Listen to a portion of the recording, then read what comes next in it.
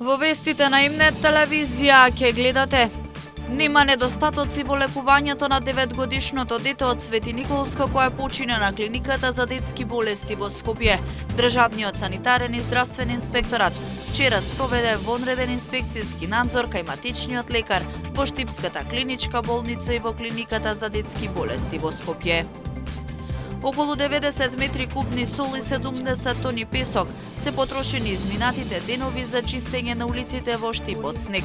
Директорот Стефановски потенцира дека активност има и сега, бидејќи дел од улиците се подмрзнати.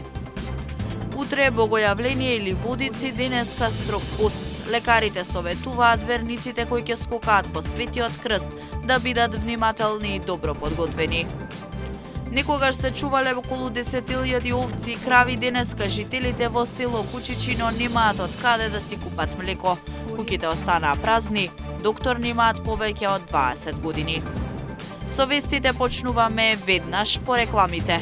Останете со нас.